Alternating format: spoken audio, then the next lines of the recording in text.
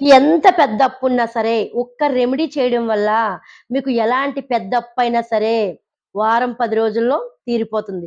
మీరు చేసే రెమెడీ ఎంతైతే అప్పు రాసుకుంటారో, ఆ అప్పులో కొంచెం కొంచెమైనా తీరడం మొదలవుతుంది. ఈ వారం ఇంత తీరింది. మళ్ళీ వారం మళ్ళీ అప్పుని ఎంతైతే ఉందో అంతా ఈ రెమెడీ నేను చెప్పే రెమెడీలో మీరు పాటించినట్లయితే మీకు మెల్లమెల్లగా ఆ అప్పు తీరిపోవడం జరుగుతుంది. మరి ఈ రెమెడీకి కావాల్సింది గల్లుప్పు.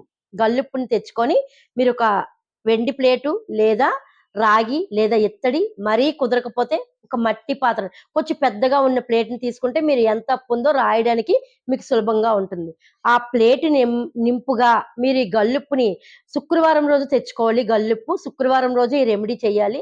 గల్లుప్పుని కొద్దిగా మెత్తగా రుబ్బేయండి. మిక్సీలో గాని, రోట్లో గాని వేసి కొంచెం మెత్తగా చేసుకొని, ఆ ఉప్పుని ఆ ప్లేట్‌లో వేసి మీకు ఎంతైతే అప్పుందో ఆ అప్పుని ఆ ప్లేట్‌లో రాయండి. 10,00,000, 20,00,000 ఎంతైతే ఉందో అంత అప్పుని కూడా ఆ ప్లేట్‌లో రాసి, మీకిష్టమైన ఇష్టదైవం దగ్గర మీరు ఆ ప్లేటుని పెట్టి, దానికి కొంచెం ధూపం, దీపం పెట్టి, మీరు నమస్కారం చేసుకోండి.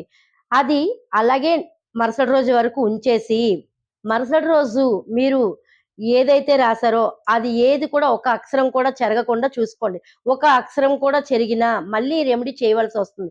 కాబట్టి ఈ అక్షరం ఒక్క అక్షరం కూడా చెరగకుండా ఉండేటట్టయితే, ఆ ఉప్పుని తీసి ఒక మట్టి పాత్రలో ఈ ఉప్పుని వేసేసి, ఒక వైట్ క్లాత్‌తో దాన్ని కట్టేయండి. మూసేసి దేవుడి మందిరంలో అలాగే 7 రోజుల పాటు ఉంచేసి, ఏడో రోజులు అయిపోయాక, ఎనిమిదవ రోజు ఆ ఉప్పుని తీసి, మీరు బాగా నదీ ప్రవాహాలుంటాయి కదా! ఎలా అయితే ఎక్కువగా కొట్టుకు వెళ్తాయో, ఆ నదీ ప్రవాహం దగ్గరికి వెళ్లి, ఈ ఉప్పుని మీరు ఎంతైతే వేసేటప్పుడు అది ఎంత ప్రవాహంగా అది ప్రవహిస్తుందో, అంత ఫాస్ట్‌గా మీ అప్పు తీరిపోతుంది. కాబట్టి నదుల దగ్గరికి వెళ్లి, ఈ ఉప్పుని గనక అక్కడ కలిపినట్లయితే, మీ అప్పు ఎంత పెద్ద అప్పున్నా సరే అతి సులభంగా తీరిపోతుంది.